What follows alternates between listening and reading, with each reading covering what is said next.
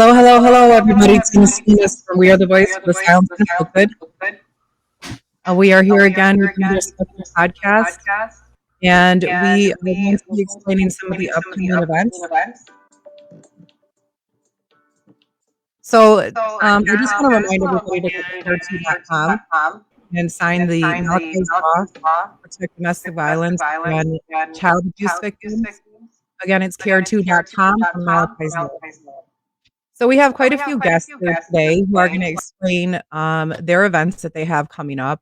Quite a few of them are organizers themselves. They are very strong women that have come a long way and through their journey of fight and corruption, they are willing to not be silenced and stand strong. They are also willing to make a change, which we need ever so more often now than ever. So many people are just hiding in the woodworks because they are intimidated or fearful for what might happen to them or their family. And I can just only thank and commend each and every one of you for standing up for doing what's right. Some people don't realize that it becomes a religious warfare in most parts due to us fighting good against evil. And some would rather sit back and just collect a paycheck, unfortunately, instead of doing what's right. But lo and behold, we have all these beautiful women here on this platform that will show everybody else how to do it the right way, I guess. So thank you, everybody, for being a part of the podcast. Laura, why don't you introduce yourself with who you're acquainted with and the organizations that you've come across with, and then you can introduce the next person. Thank you so much. My name is Laura Thomason. I'm an advocate out of Missouri. My grandmother been personally affected by DFS on a professional level. Been pretty much blacklisted, and I've lost my grandchildren. I am the Missouri representative for Family Forward, and I am ready to make some changes. And so we've got together a powerhouse, and we are going to have a rally. There is one person that thought of this rally. And then there's another woman who's worked very hard alongside us. This woman, Karen Cook, invited myself and Amy on board to get this going. And May 21st, we are having a family rights rally in Washington, D.C. So I will introduce Karen Cook.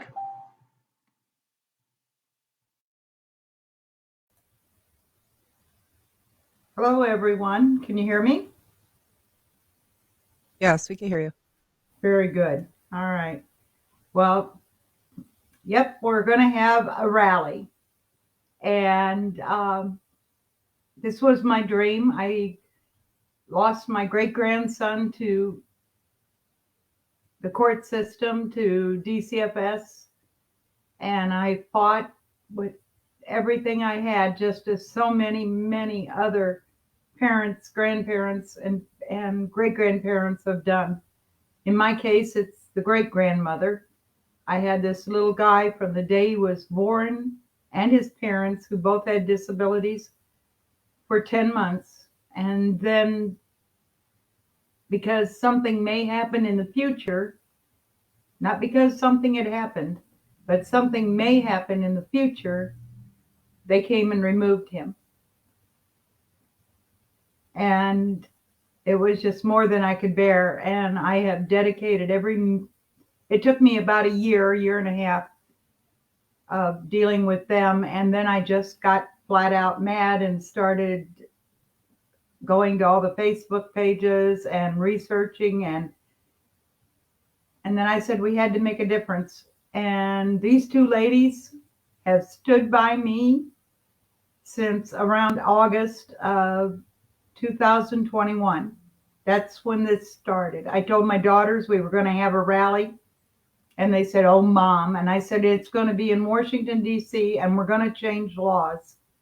2022 is the year. And then and they just giggled. They thought I was just the old lady. And this old lady stuck with it with the help of these two wonderful women. And we have spent hours and hours and hours, days, weeks, months, and we're finally almost there. I don't know, Laura has it on countdown. I think it's at 4 weeks. She gives us a weekly and day count. Oh, 5 weeks. All right. All right. 5 full weeks. Okay. Anyway, um, but we're not only doing the rally, we're uniting everybody across the nation.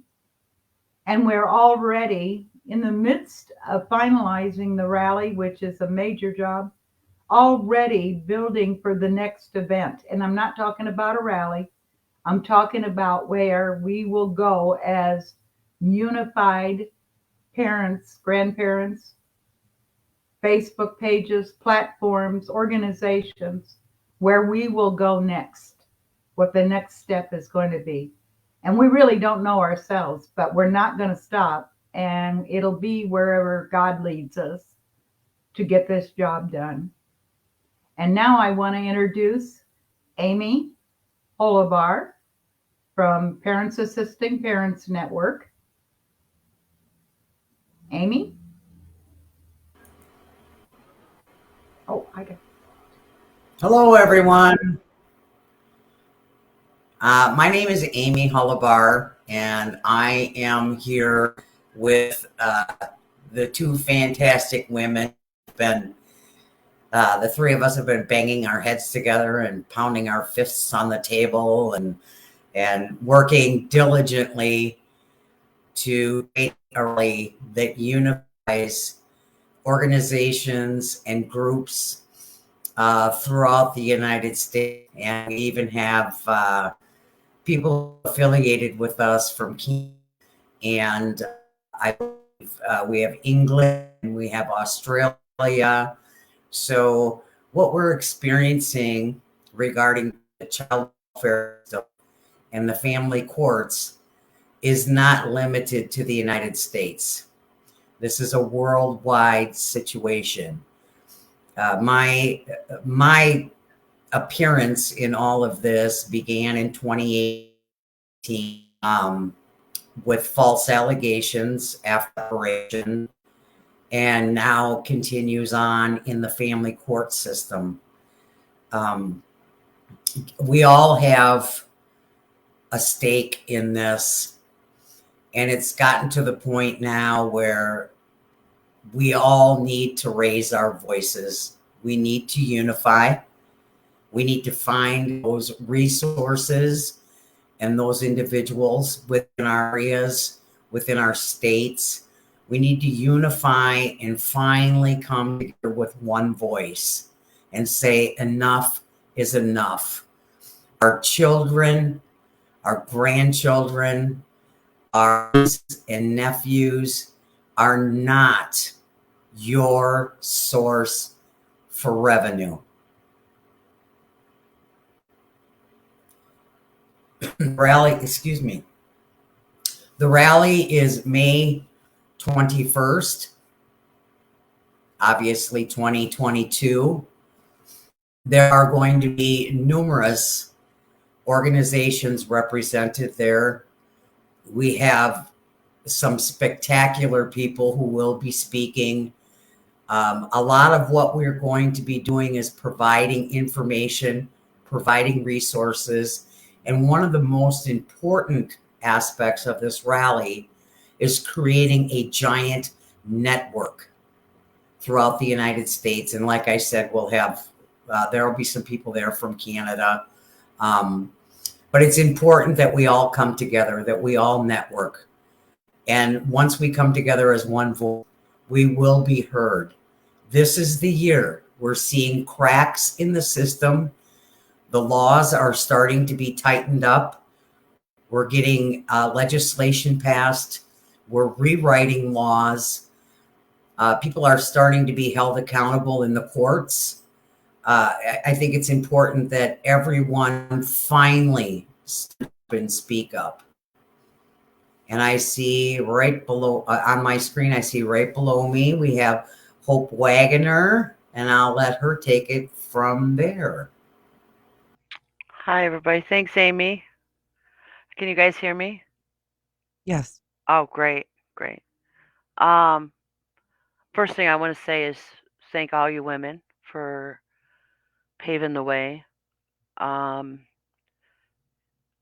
as all of you know, I've been thrown into this, and with the tragedy, the murder of my daughter, and trying to be a voice for her children. Uh, and all of you I've met early on in this trauma that I've been in, and I'm still working through PTSD. So if I don't stay on task, at least I'm walking through it, talking through it. But you women have paved the way on so many levels for me, even listening late nights to you guys talking or sharing. Some of you may know I'm there. I'm not even there, but I've listened to you. And at nights, many nights I couldn't sleep, and I'm grateful for that. I learned a lot, and your sacrifices and your fight. Uh, you're warriors before me, and you've mowed down a lot of grass that I could see things. So many different levels have spared me because of you guys fighting the fight before me, and I want to thank you for that. And because in the middle of trauma like this, and there is no one to turn to. There's no real people. They're all, non-for-profit organizations and people who rub elbows with the people they work with all day, and it's just another 9 to 5 job. But the real people, the real ones that are the warriors, the ones who are in the pain, fighting through the pain, I have found through you guys.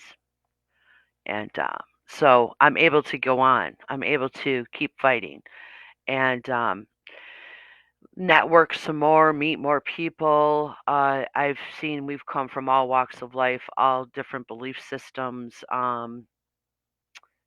different ideas, but we all have that one purpose, and that is to be the voice for children, no matter what it is. I belong to many different groups, you know, uh, families of survivors of homicide, you know, different events going on for that.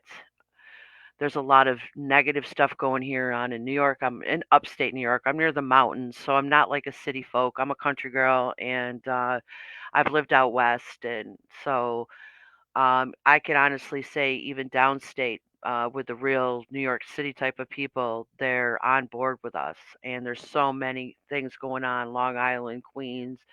Uh, I've only been to New York City once, maybe twice in my lifetime, because, like I said, I'm upstate. So, but I've met a lot of people, and there's warriors out there shutting down CPS, exposing crooked judges and district attorneys. It's almost like every day I'm seeing them caught now, and they're weeding them out. They're exposing them.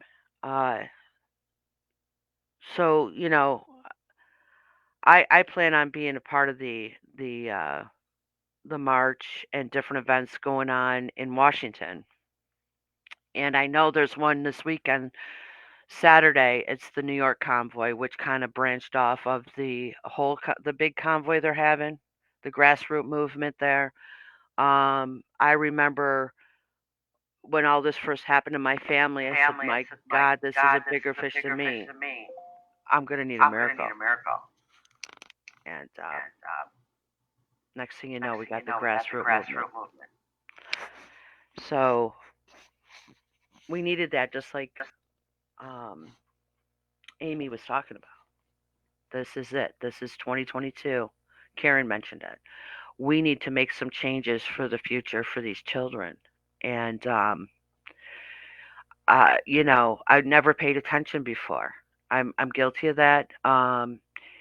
I just believed. I have friends that are in their 70s, are baby boomers, 75.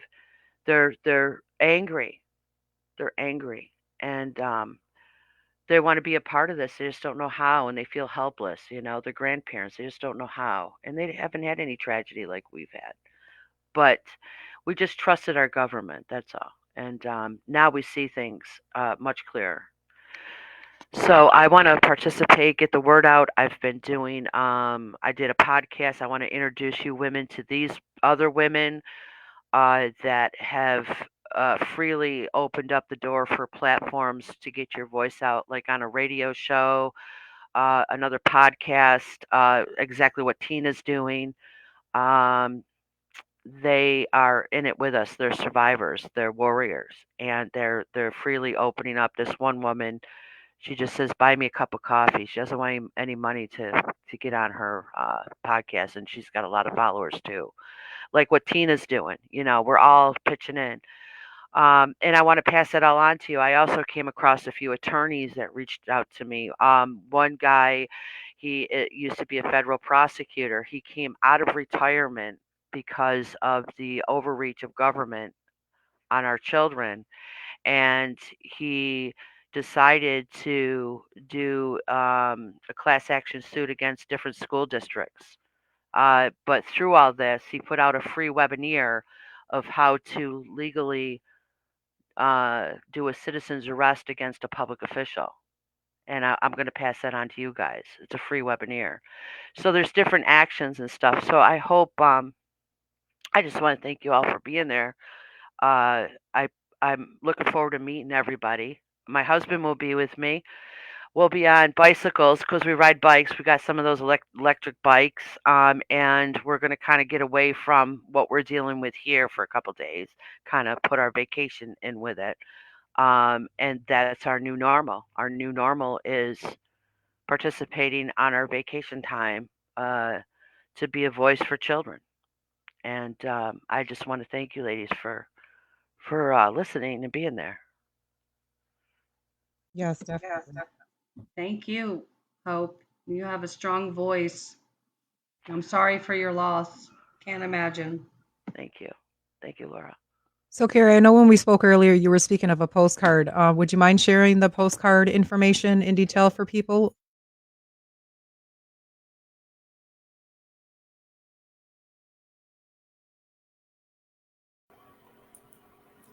You're silenced, Karen, you Karen. have to mute.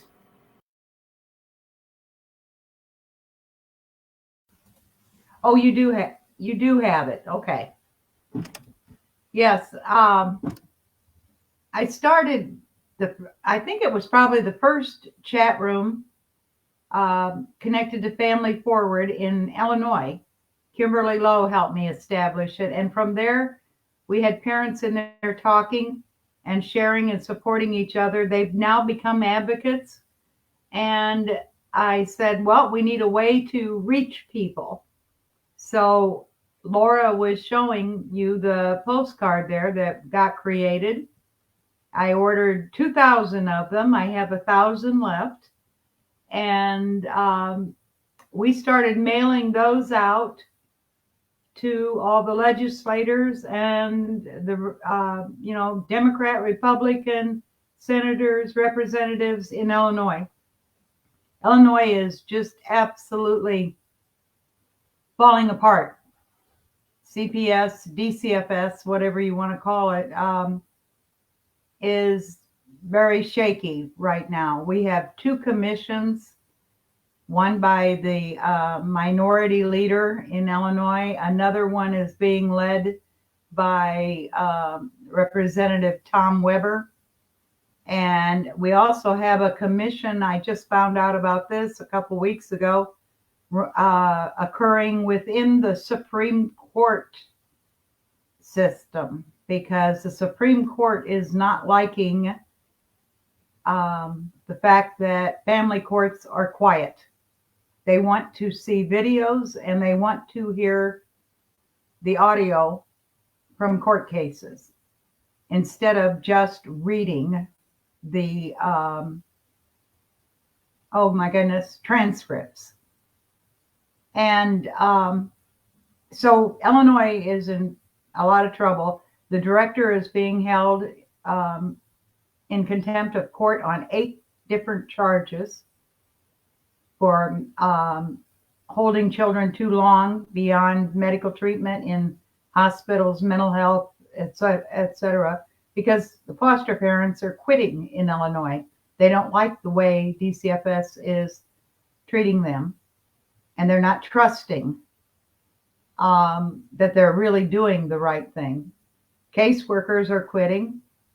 They claim it's because of the caseload. Well, if they would stop taking children that don't need to be removed and actually remove children that are jeopardized, they could possibly reduce their caseload. But that would also reduce their budget and their federal funding. So they're probably not going to do that. But anyway, my advocates in my little chat room have just done wonders. They've done phone rallies. We have scheduled a morning and just tore the heck out of state's attorneys, the directors of DCFS, the advocates at DCFS, their offices. We called and just tied up their phones so they couldn't do business to get their attention.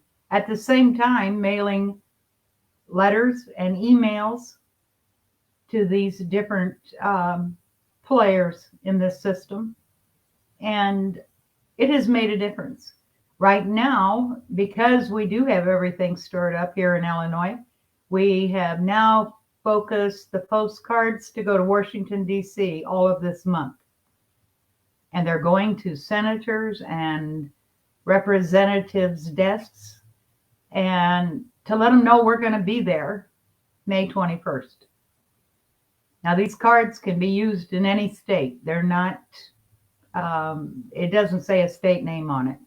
There's plenty of space, open space. You can write a message. You can state whatever you want to state when you put your message in there. And it's got a list of items on the back that are very general, but almost any state, well, probably I would guess 99% of the states all have those same identical issues.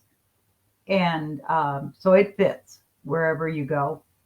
But the change has come because we're advocating, we're also telling people how to file appeals within the CPS organization in your state. We're telling them that they can also go to their ombuds people. They're getting direction, support, advocacy from these different groups, and the word has spread. Our Office Inspector General, for one example, usually had about 100 complaints a year. This last year in 2021, they had 375 complaints. That's 4 times as much, almost 4 times as much. And it's making people nervous. And there is also results, because people who are given testimony in court and they commit perjury, they're getting called out. They're being fired, and they're losing their license to practice as case workers and supervisors and so forth. So change is happening because we're no longer silent. Amen. Thank you so much, Carrie. And thank you to all of you beautiful women. I do appreciate. Again, this is the season we're living in, for people to definitely wake up. And the fear, intimidation is definitely real. But please understand, people, there are many of us out there that are willing to have your back and help you regain that strength and courage to fight for your children. You have to. They can't fight for themselves. You have to. It's a must. After all, that's what the court system and the system itself wants us to do. They want us to back down. They want us to be silent and just conform to what they have been so comfortable getting away with for so long. And Carrie, the words that you just came out to say, just words of wisdom to people, to let them know that, yeah, you have to attack it by the bull, by the horns. You have to go in. You have to contact people. You have to write emails, letters. Just calling on the phone or just doing a protest or event is not enough. You got to put the work in, so the fact that there's so many different movements out there, people networking and coming together, such as yourself, and actually making a change for reform, or even putting the petitions out there to change family court and CPS, is definitely a must. We need this. We need this now more so than ever. Um, I know, once we're done with the podcast, I'm going to edit everybody's events in. So if everyone that's watching, just give me about 10 minutes so I can edit it in. I am visually impaired, so you got to work with me a little bit here. I will tag everybody's name in there as well. Is there anything else that you guys want to speak about or give some encouraging words or maybe something that might be beneficial or educational for some people out there, either in your state or just across the country? Because like you said, Amy, it's systematic. It's all over. It was designed this way for a reason. And they're not going to expect for all of us to stand up and push back.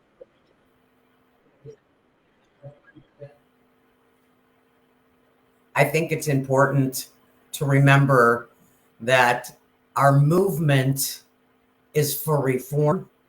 I know a lot of people are saying defund. We will never get anywhere with defunding anything because it'll never happen.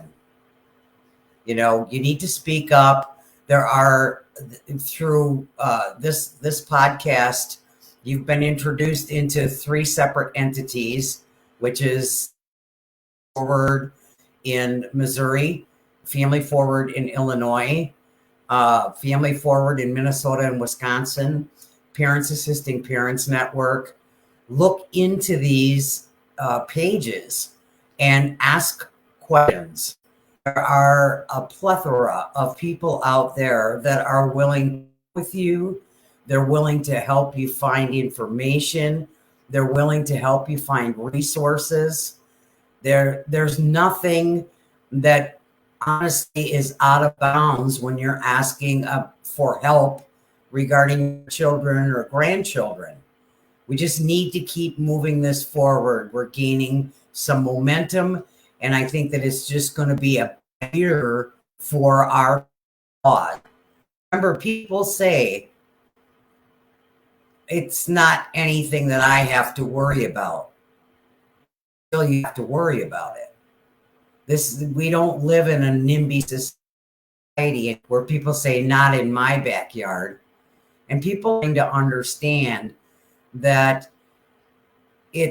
when the child welfare system visits your doorstep, you're not necessarily a bad person. We're starting to dispel that little myth that if Child Protective comes into your life, that you've obviously done something wrong. That's a myth.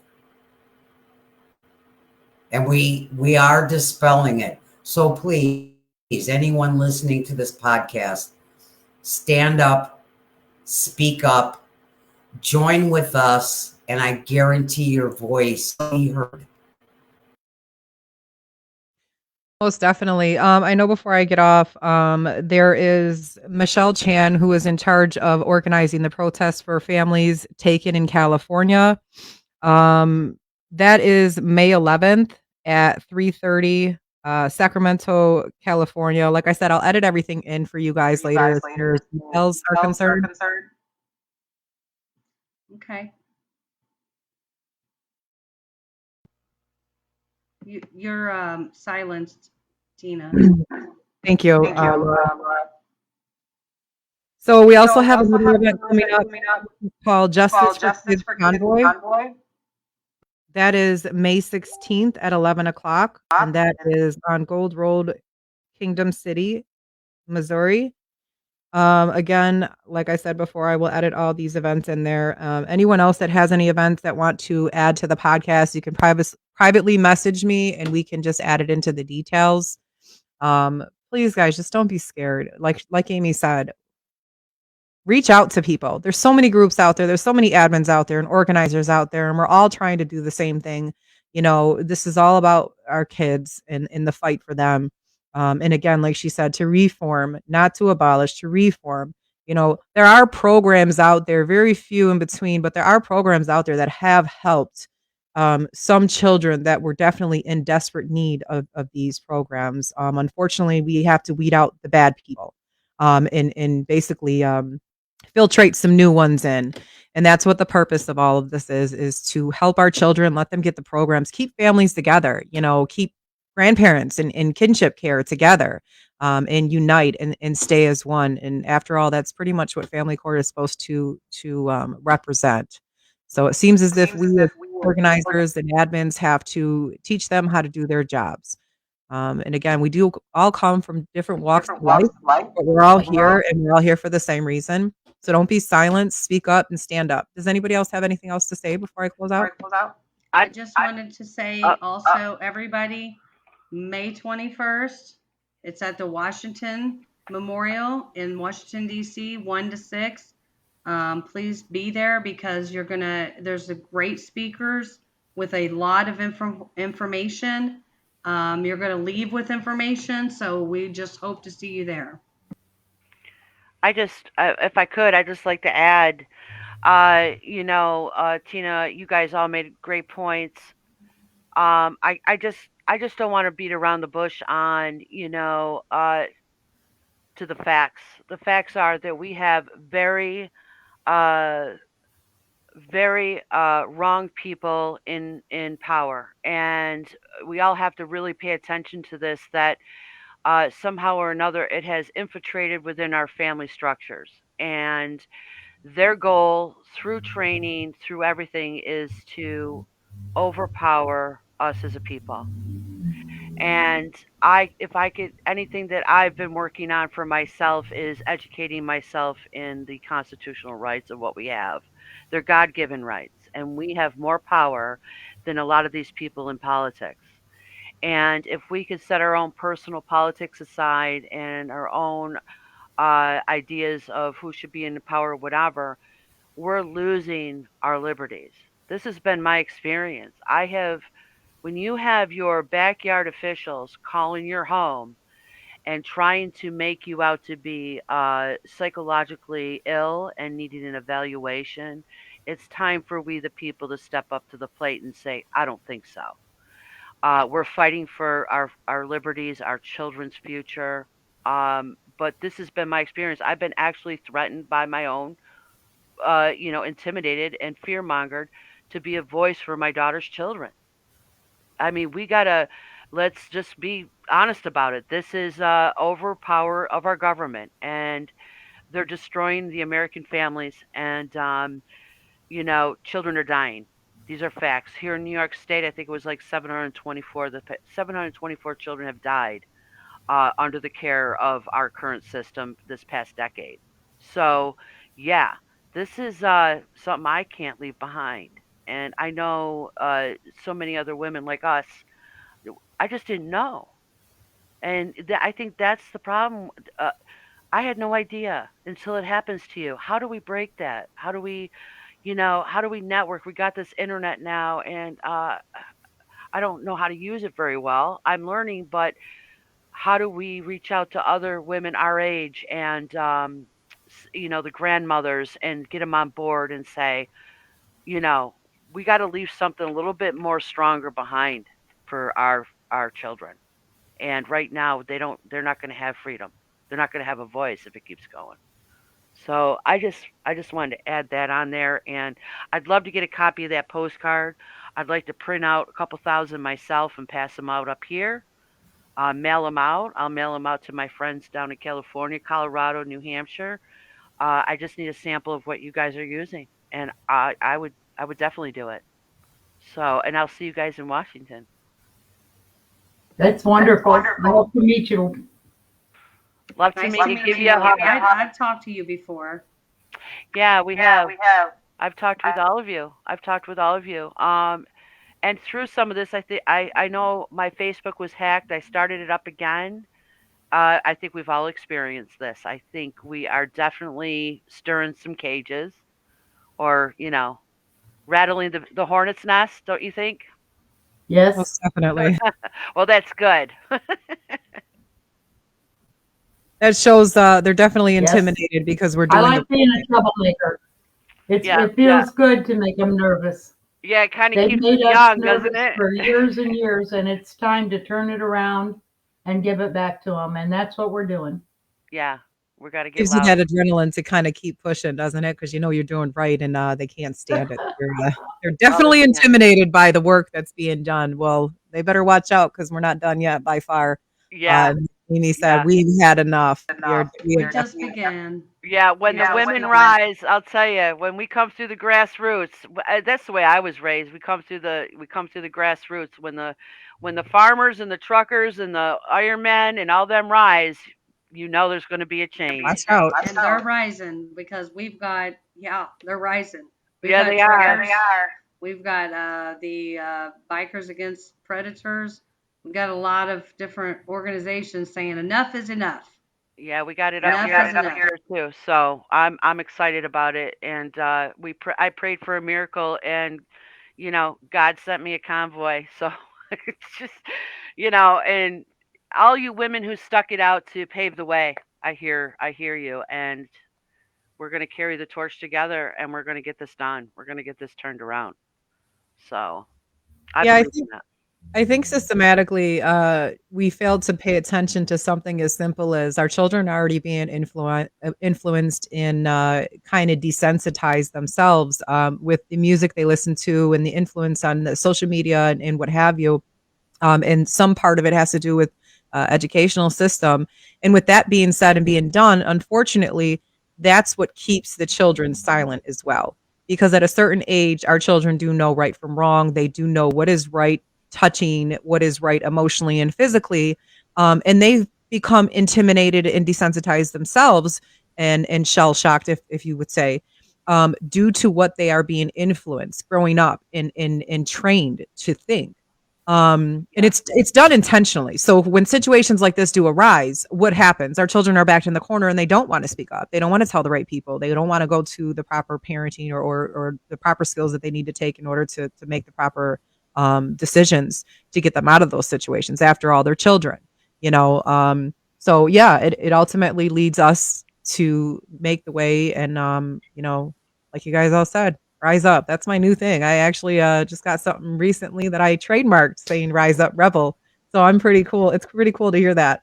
Yeah, Um, yeah. I can't wait to see these events. I know a lot of them are not going to be able to attend, which is unfortunate.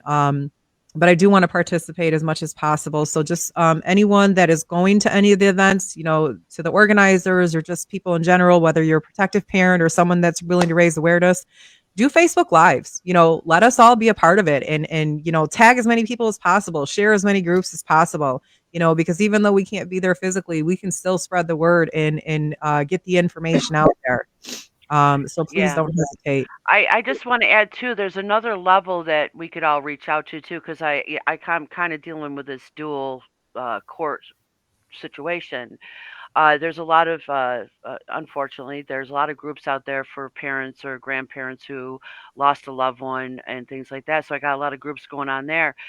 But the thing of it is they're not attached to these other groups. And what I mean by that is I've met a lot of parents, a lot of family members, sisters, brothers who tragically lost a family member to homicide or murder.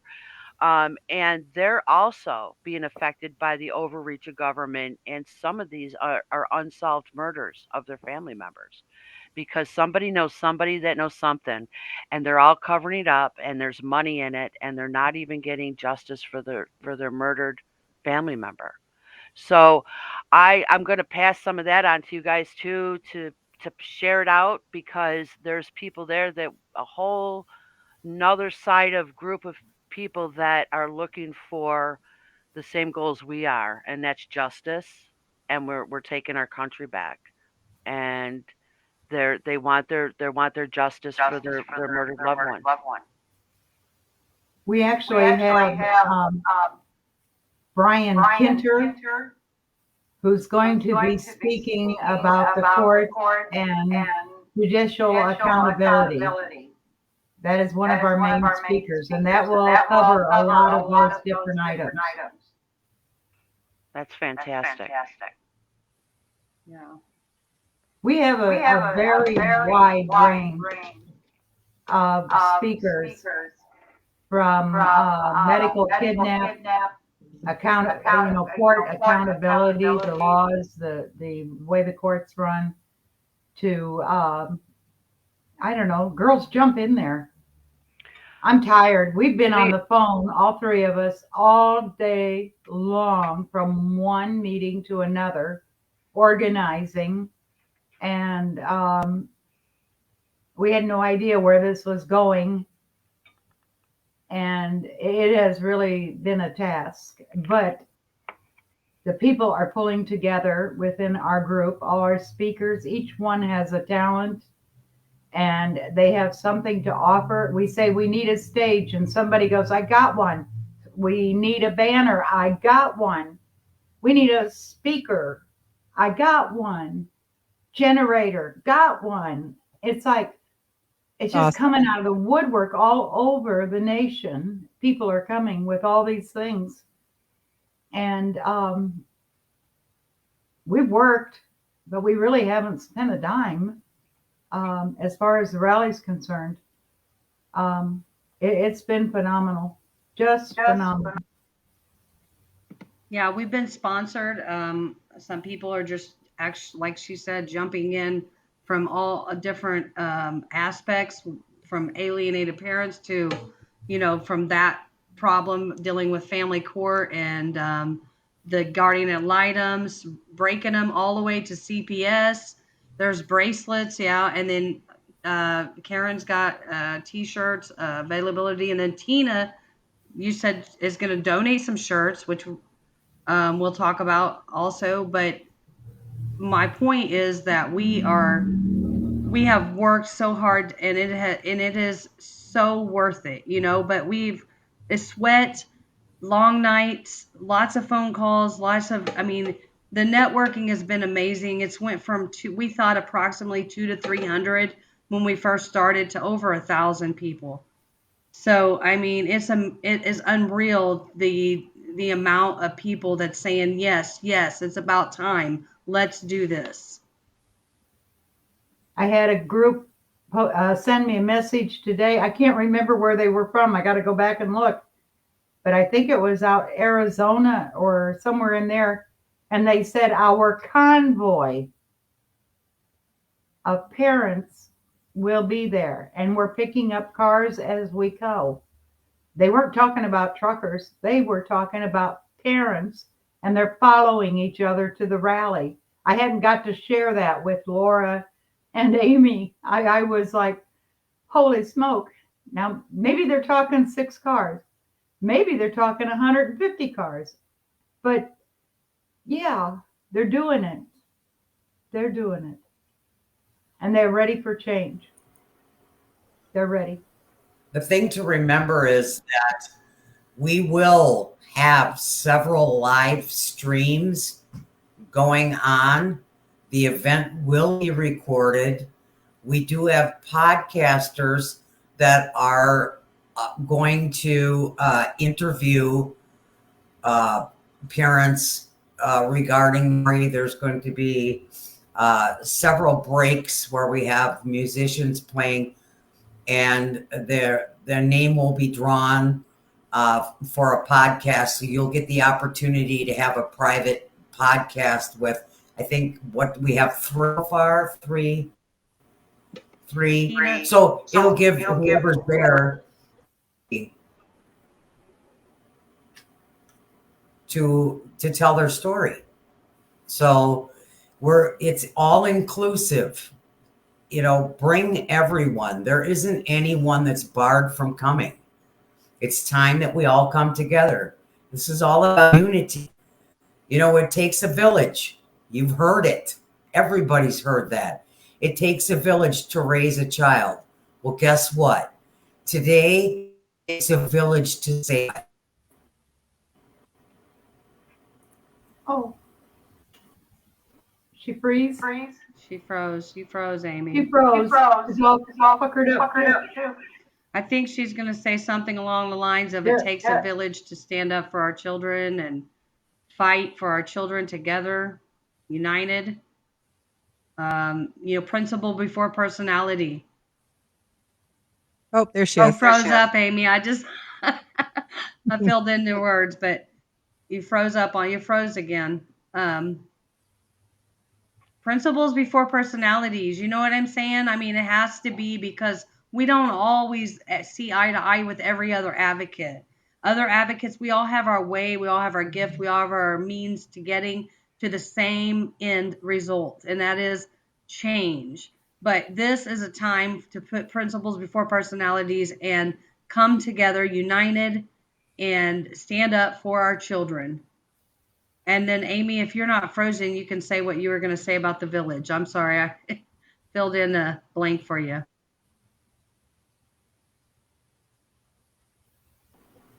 I think she's still frozen. Am I there? There you go.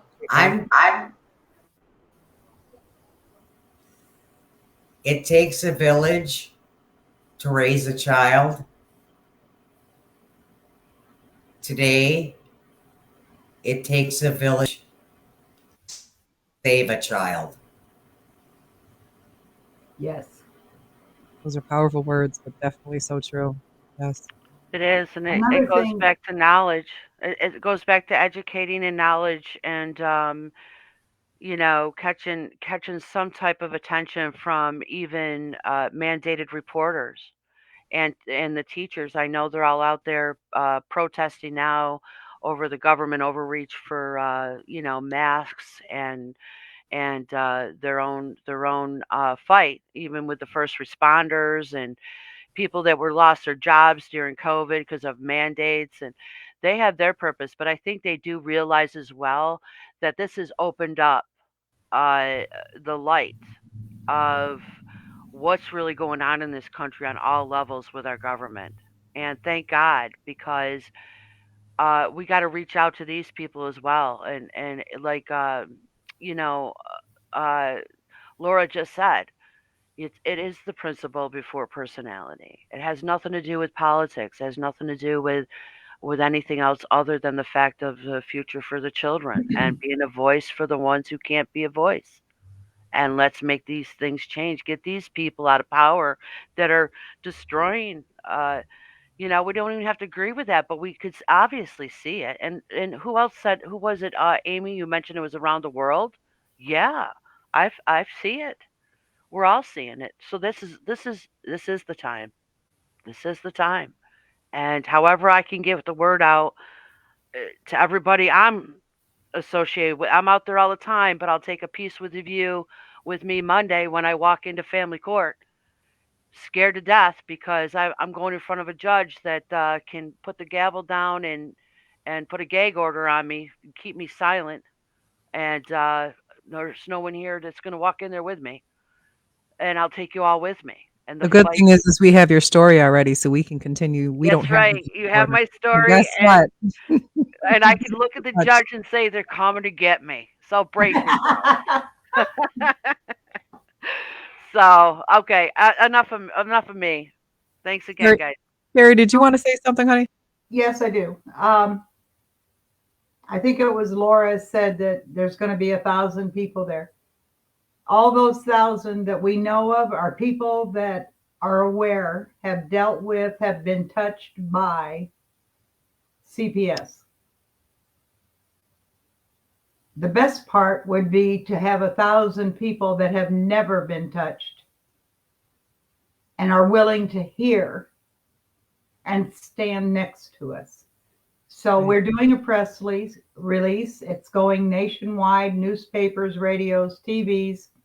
But I'm going to ask anyone that's listening to this podcast, please share in your local hometown Facebook page, your county page.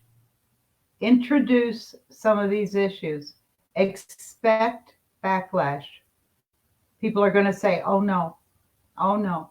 Do it gently, but open that door. And let's bring awareness to those that have not been affected. We need to get the word out to the general public. And they know, believe me, they know in the back of their minds. They hear the whispers, but they aren't ready to acknowledge it yet. And we need them. We need their votes because judges are being reelected this year. Representatives, governors, senators. We need to find out who the ones are that will even speak up for CPS. reform, and make sure that we support that person and make it knowledge that certain people, Mr. Smith does not. They need to vote for Mr. Jones. Don't be afraid. You need to take your citizenship and you need to stand on it this year, because justice is due in 2022 and we're going to make it happen. It may not finalize, but it's going to start. And this is the year to do it. And That's we a need good t-shirt everybody to slogan, do it. Carrie. Sorry, I had to interrupt real quick. That's a good t-shirt slogan. I like that, Carrie. Justice is due 2022. That's awesome. Okay, this old lady's going to be quiet or I have a heart attack. I'm so sorry. I just had to throw that in there. I didn't mean to cut you off. I do apologize. That's fine. That's fine. But I have to be an inspiration. I have to keep this rolling. I just have to. My Matthew and somebody's little girl and whatever are all worth fighting for. And the ones they don't have their hands on yet. We've got to get it stopped. Amen. And they need to start saving the children. We just had a little boy, 8 years old. The counselor had, no, not counselor, I'm sorry. The investigator had been at this house repeatedly since last August. And 2 weeks ago, because she did such a wonderful job investigating, that little 8-year-old boy died and he weighed 30 pounds. They starved him to death while she was investigating. Uncalled for.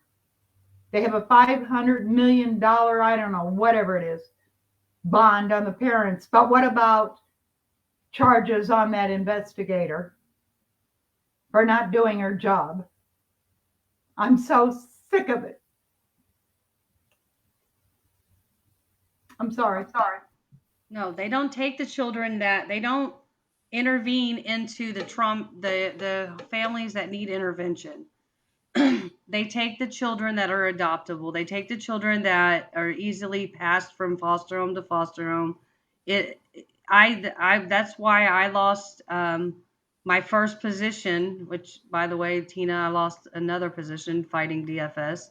But my first position, I lost it because I stood up for a young girl who had been called in several times and failed to protect this child, and it was traumatic. It's a different story, but it was pretty dramatic, and failure to protect. Absolutely, don't give a shit. Don't care. They don't care. They don't care what's in the best interest of the child. It's what's in the best interest of the system. Yeah, most definitely. Some of you know my story and some don't. Before I started my podcast, I have a little 6-year-old, and my story starts a long time ago as myself as a child. I'm a prime example of how system has failed us. I was taken away from my family, adoptive care, sexually, physically abused, put in the system to cover it up my whole life. As I got older, I had 2 little girls of my own that they had ripped away from me for 2.5 years over a false accusation. I was able to fight to get my kids back. And then fast forward till now, I have a 6-year-old who's actually being abused. There's credible evidence. CPS indicated him as an abuser, doctors, police reports, everything. And the courts are knowingly and allowing my son to forcibly go with his father every weekend. And that's another reason why I do my podcast. It keeps me out of bed crying and upset. It keeps me alive and it keeps me strong, to know that I'm not alone and there are other parents and we have to continue this fight. Because you're right. You have children that are not being abused, ripped away from their homes. You have children that are actually being abused and they are pretty much condoning and allowing this to consider that it's okay, and it's not okay. We have to teach our children that it's not okay to be, treated like this and that we do love them. I know with the last podcast where we did Hope's in her story, it was sad, but she had to come up with a response to tell her kids that the last time that they seen, or her grandkids, that the last time that she seen them was stay strong. We're here for you. We love you. And not a lot of people can respond like that. when that's the last meeting that they're going to get with their kids because we're so caught up with emotions and anger and frustration and hurt. But unfortunately, we do have to put those feelings aside, and we have to teach our children that even with the evil in the world, we are the ones that are going to stand up for them, and they're not going to be silent. So it's Who was heartbreaking. it? Who was it? Laura? Was it Laura or Karen? Somebody had mentioned about moving even for the new idea for the future and our, keeping active, even for the future. And one of the ideas that I would love to see is everybody in their own states. There's a training center for CPS and these caseworkers, and I call it the incubator. It's the incubator that is where the programming is of how to be destructive to families. I believe when people, get through college or whatever, they say, I want to be a caseworker. I want to help children. I truly believe it's in their heart when they get out of college or whatever, they're going to go into the field. It's truly in their heart to protect children. But somewhere along the line, and I witnessed it myself with these young girls that were part of our team for these children, um, their behavior wasn't just an ethic behavior or the way they behaved on the job. This was drilled into these young women coming into the field. And I watched them, and there was nothing I could do because they had the power of the pen, berate my grandchildren. And they were talking down to them, they were berating them, they were directing them, they were ordering them. This is coming out of the training facilities, and they're in every state. Ours is right out. In fact, Tina, I don't believe it's far from you. Our main for the state of New York. These are the incubators of creating these work ethics on how to handle these families. And I can't imagine. I never even imagined it. Years ago, growing up as a kid, Children and Family Services was like the Red Cross, and it was there for families in trauma and in need. And there were like very kind people, whether it's a family that's been affected by a fire or a flood. Now, this is a business, and they are trained to handle families in a certain way. And it always seems to lean towards either where the money's going or whoever's going to agree with our plan and get the job done. Well, we've lost 720 some odd children to that philosophy that came out of these incubators. And I would love to pick it right here in New York State in front of these training programs and maybe get a tour. It is public. It's supposed to be public. Why don't we start making on our own time some independent tours of these training facilities and get an idea what's really going on behind the scenes? I'm just throwing it out there, but I know I'm with a lot of strong women right now, so it'll probably get done. So I'm just throwing this out. But thanks for listening. I think it's a great idea. Like I'm I do telling too. you, I think that's a wonderful idea. I mean, they're following us on Facebook and everywhere else. Why shouldn't we go take a look at them? Well, it is owned and operated by the taxpayers. So, It's a good idea. I yeah. think, like you said earlier, that would be some rattling up some cages, huh? They might start learning how to be on their P's and Q's Well, once it's I'm public. hoping a red carpet maybe. Hey. Most But you know, definitely. when they do go to work, these young people, they've never experienced being a parent. They've never been married. They don't, they know what it was like growing up as a family member, but the rest of that, they don't know. And the empathy isn't there. And not that they should feel sorry, but they should understand that situations happen every day of the week. In our case, the mother, I told you both parents had mental health issues. She started, her medicine wasn't working. And she started seeing visions or little shadows or I don't know, something or other. And she said, Karen, I need to go to the doctor. There's something wrong. And I said, well, let's get you checked in. for 4 or 5 days and get your medicines adjusted and checked. And that's when they found out and decided the child had been abandoned. Although he was in his home that he came from the hospital to. I was his main caregiver over the two parents who both had slight issues. But they took care of him. I just watched over and directed everything. I guess I was the house grandmother, you might say. And but they swooped right in, and they didn't even ask me. That's the really interesting part. They never once asked me if I could keep that child safe or what arrangements we could make. They never made an attempt. If they were concerned about the baby being with parents during the day while I was at work, why didn't they arrange for daycare? Because the minute they walked out of that courtroom with that baby in their arms, they took him to a foster mother who worked full time as a school teacher, and he went to daycare from 6 a.m. till 5 p.m. every day. That's all he had for parenting was a couple hours in the evening, a bath, a bottle, and off to bed. She didn't even give him breakfast or a bottle. He got that at the daycare the next morning. And I know that to be a fact because she testified to it. And that would not have happened. He would have been in his parents' arms. And he would have been fed, loved, played with by family. But he was dumped in a daycare. That's what raised him. I'm sorry, I wasn't going to go on my story, but it's a prime example of what I'm talking about. It's total neglect by the department. I know up here in New York, there was a big thing at the state level, and they might do it in your states. Well, I'm sure they do because they have the assembly. And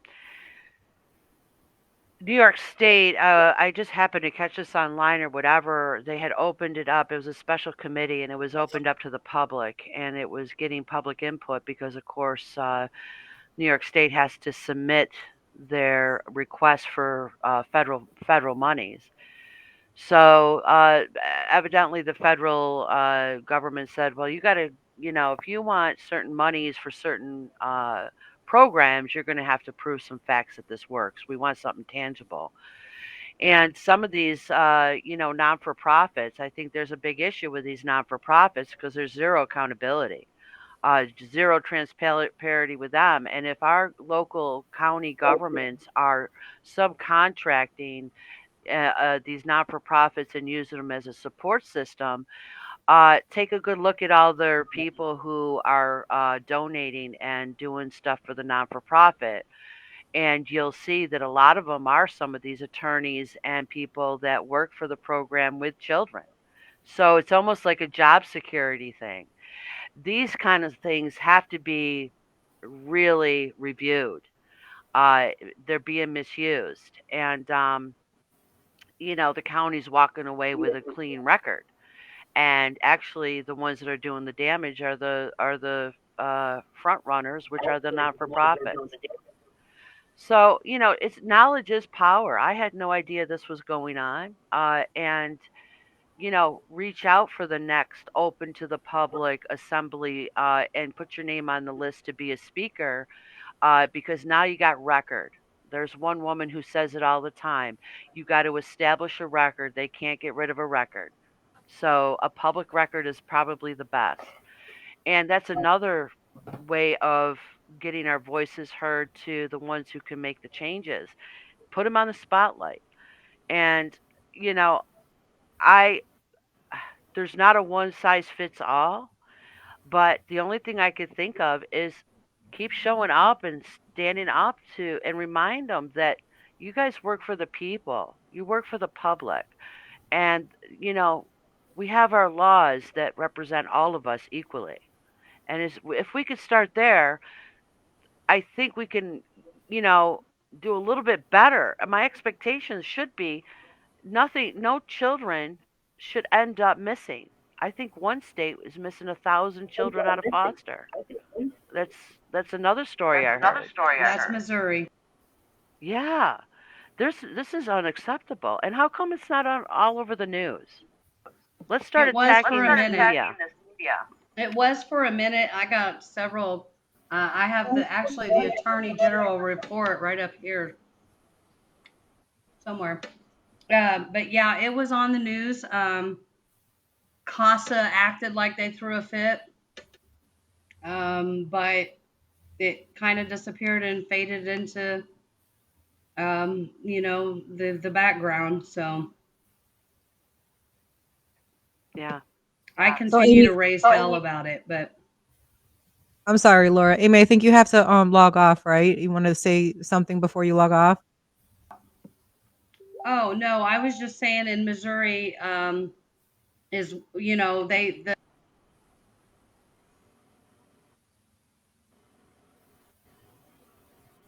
I don't know what happened I to just Laura. wanted to say thank you for having me on the podcast. Um, I'm having some chest pain. Who've been the last couple weeks. I know that I've been going through a little medical thing here, but thank you so much for having me on the podcast. Thank you, Karen. Hope. Thank you, Laura. You're a you're a godsend to many. Thank you for giving us the opportunity, or at least me the opportunity, to have my voice heard. I deeply appreciate it. Most definitely. Absolutely. Please, yes, go relax and take care of yourself. And like I said, I will edit everybody's name and their events involved. So after the show, you guys are more than welcome to share. Please go get your rest. And thank you so much for being a part of this. And I'd like to touch bases with you all later, if you don't mind. Good to see you, Amy. Good to see you.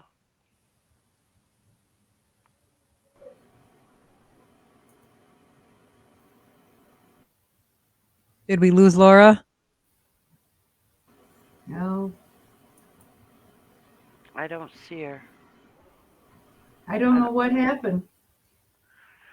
Real Maybe quick announcement. Anybody up in the Albany area or surrounding areas, Albany, New York, there's a big protest going on. I just want to read that real quick. April 23rd, 2022. There's going to be a pig roast, barbecue, fireworks at dark, live music 9 to 1. It's going to be an overnight camping, April 24th, 2022. They're going to have speakers, open mic, personal stories, safety tips for trucks and motorcycles, get a vehicle on the road, and convoy to the Capitol. And that's happening all for the government overreach. Um, it's the part of the attachment of the People's Convoy. So protests are going on almost every weekend somewhere, somehow, and talking about the same thing. We're all on board of changing things around in the country, wanting our God given rights back to us. We're going to take them back. We the people, for whatever we're doing it for, is the drive. So it's going to continue to go on. I believe other states are doing it too. I know for sure there's one in California, one in Colorado, and what you ladies are doing too. I don't know if you guys got things going on in your capital, but it's happening up here in upstate New York. So Yeah, good to there's see everybody. another event that was passed to me through a messenger. I know Laura had to log off because her computer died. But thank you anyways, Laura, for reaching out. We always enjoy your company. May 20th at 1 p.m. There's End the Corruption of Taking Our Children, and that event is on Facebook. You guys can look that up again, or as well. I do apologize. Again, later on, I will edit all these events in. So if you have anything that you want to forward to me through Messenger, I will add it into the podcast. And like Hope said, there's so many. The weather is warming up. People want to get out of their houses. They're sick and tired of being cooped up, and we're doing it for a purpose right now. So if you wanna stand for something, to do it for the right reason and get out there and stand for our children. So there's plenty of them out there, and the I just want to say how thankful I am for the Family Forward Project, which is established in each state. And that alone right there helps network people within our own communities and with our own states, even though we can, of course, broaden our horizons and talk with people from different states and countries. That right there was such an organized and inspiration, to all the groups out there, because there are so many groups out there, with different names, but it's all for the same movement. But to take the opportunity to go state by state, that gives us the people and protective parents, whether mother or father, to reach out with one another and network and say, hey, listen, you might have the same judge or you might be in the same city. Let's get together and figure out something, and broaden the horizons up. So kudos to and so much respect to everybody that organized that. Um, Again, I know, Carrie, your organization alone, I've looked at the event and you have just a mass amount of people. The woman that organized the May 20th event stated to me through Messenger that they would love to combine their events on the 21st as well. So that's probably about another good couple hundred people right there. I received that through Messenger from her personally. And she's actually the vice president to that organization. So that's awesome to actually hear that. Do you have any advice as far as if people do want to donate, say, bracelets or signs or anything like that? Is there a specific place for them to share, or do they reach out to you, anybody in particular, to help? I know you said that you've already gathered quite a bit, with donations and stuff. But if there's somebody out there that really wants to still continue to donate and help the cause and further the cause, who would they reach out to? Was that directed to me? To Karen? Yeah, sorry, Carrie. Go ahead. Oh, okay. Um, I guess myself, Amy, or Laura, any one of the three of us, we're all on Facebook. We do have one Facebook page, but it's strictly for coordinators. And then the event page that Connie regularly put together. But yeah, we're on Facebook. They can just reach out to us individually and we'll explain, how to accept anything that somebody might be willing to offer. Okay, and what Yes, was the group that would be that awesome. Awesome. Yeah. okay, what was the group that you have, that is it a group that you're the admin of that, people can join to be a part of? Family Forward Illinois. Family Forward Illinois. Okay, awesome. Yeah, that's where I Awesome. started. But I'm in like 150 groups. So because I spread the word Right. and Don't you have one, Karen, going on for New York too? Family Forward New York. oh yeah, I'm in. Yep. Well, there's one in every state. Yeah. So are you running that specifically, or is there was another woman running that for a while, wasn't there? I think that's how Well, I came. Connie Regally is the person that set up the whole Family Forward project and all these states. I think there's probably about 53 pages actually, because there's Family Forward Project and then there's Family Forward, I don't know, coordinators or organization. I don't know. I've never even been to it. I haven't had time. I'm fighting the battle. But I have added chat rooms to Illinois, Ohio, Virginia, Florida. There's 5 of them. Virginia, Florida, Ohio, Indiana, Illinois. Yeah, I have 5 chat rooms that are, well, they're all trained now. I hardly even go in there. They just call me out when there's an issue or need an answer or some input. And I go in periodically and do a little encouragement. And but they're all working on their own and advocating and supporting and doing it. So I'm hoping to open up these chat rooms with every one of the states, because it has really made a difference. It's hard when you post on a Facebook, you just kind of sit there and wait, till somebody responds or likes, and people don't really want to talk out loud on the page, but they get in that chat room and my goodness, they will share after they get the feeling of safety, and I've never really had a breach one time, but we handled it and we got through it. And there's always going to be someone that's going to do that, you know. Yeah. Um, Yeah. Have anybody, Tina, have you ever heard of Buzzsprout? No.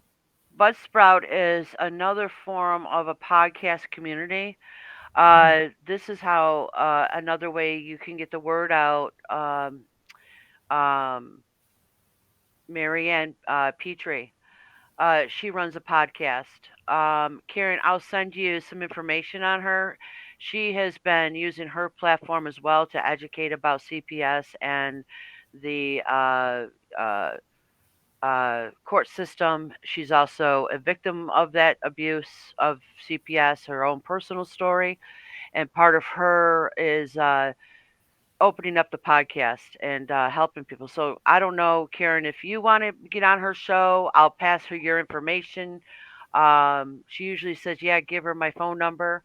You guys could use probably that. There's another one down in Long Island, New York, which is like 6 hours from me, but it's downstate.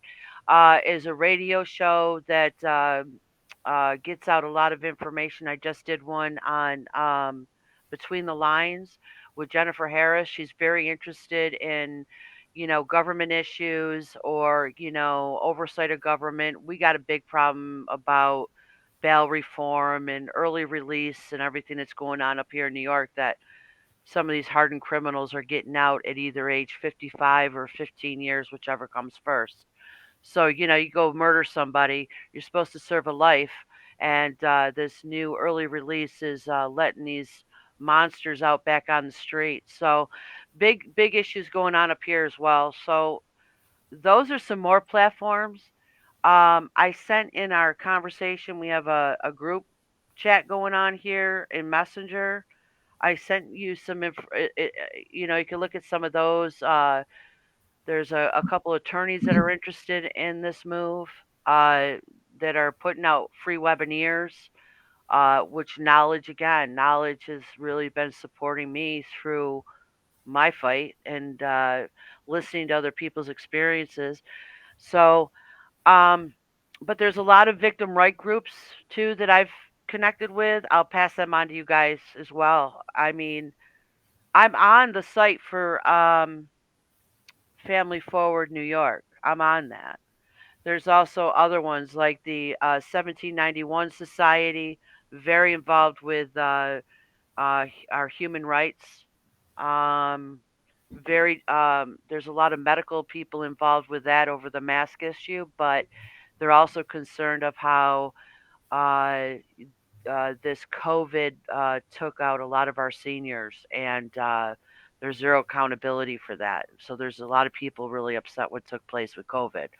So it's like branched off to all these different things that have come across, reached out to me, and I'll share that in our mutual thing. I don't know if Tina, you could post all those, but you could at least have them in your possession to pass them on, share with everybody and I'll do the same. Send it all to me to Messenger, and I'll pass it on to everybody I know. There's a couple people out there that wrote books. One of them is I sent it to you guys, called Save the Children or Free the Children by Jim. He's also an attorney. He's a retired attorney that wrote it. So I think by networking on the same mission, we could expand our support and meet in Washington and find sponsors to make this a bigger issue and bigger thing to talk about. Yeah, most definitely. I do appreciate the information. I think maybe we can do a separate podcast where we can have just resources and information that might be beneficial to the parents out there because of lack of knowledge. Some people don't know their rights and what they can and cannot do when CPS comes and knocks at their door, or say, for instance, they're brought into court. So I do think it is imperative to have that information handy. And would love to definitely have you on, and anybody else that is watching that wants to be a part of that podcast as well, has any information to pass on to parents to help. Because the more information, education that's out there, it will help cease some of the issues on these people taking and feeling in charge, to have the authority to take our children from us. Because after all, intimidation is key, and that's what they're working on. And it works. Majority of the time, it works. Yeah, Um, I know they're trying to pass a law where you up here in New York they're trying to pass the law of reading your rights to you. When CPS shows up, they have to read your rights to you, where you have a right to an attorney, you have a right to this, you have a right to that. They're trying to get that passed because a lot of parents don't even realize they just open the door and say, "Yeah, come on in. How could what happened?" They don't realize that they don't have to do any of that. And so they want to again, and that's on the table. That was open to the public just this past November.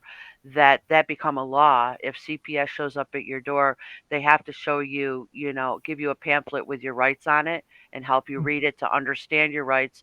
Basically saying, but you could send us away too.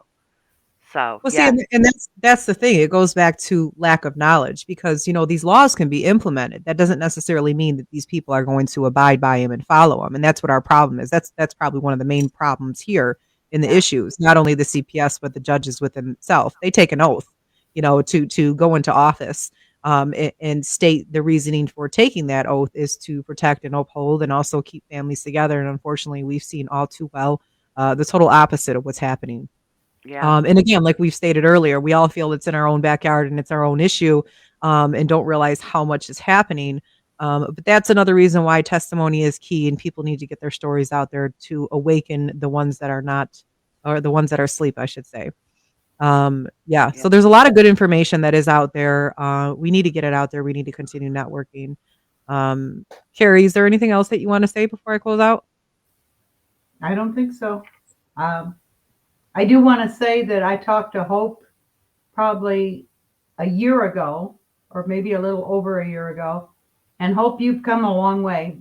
Honey, you were so Thank you. damaged and torn up at that time. And now you're a leader, you're an advocate. And I'm very proud of you. Thank you, Karen. Thank you. I'm gonna be a voice for those babies. Yes. That's the goal, just like you. However long it takes. That's Good to Okay. awesome. see you. Thank That you is for awesome. being there. So thank you again, Laura and Amy. I know you guys had to clock off early. Thank you again for joining. Katrina, I know you tried, sweetie pie. Thank you for joining, Carrie and Hope. Again, guys, I will edit everything in, all the events. If anyone has any information, just send it to me personally and I will add it all in. Give me about a good 10 minutes. I will add everybody's name in and then you can share. Again, people, please go to care2.com, sign Malachi's Law in order to reform the family court and CPS. CPS standards are way too low when it comes to abuse cases. Family courts continue to condemn and criminalize us protective parents, and we need to make changes ASAP. Domestic violence victims are continuously being victimized over and over again for whatever reason. So again, care2.com, go to Malachi's Law and sign the petition. Thank you so much, everybody, and God bless. Tina Salinas from We Are the Voice for the Silence and Afflicted. Anybody wants to contact any of these beautiful women, once I tag them in, you're more than welcome to, and they can give you any other information that might be beneficial to your situation. Please be there, raise awareness, and continue our fight. God bless, love, and have a good night.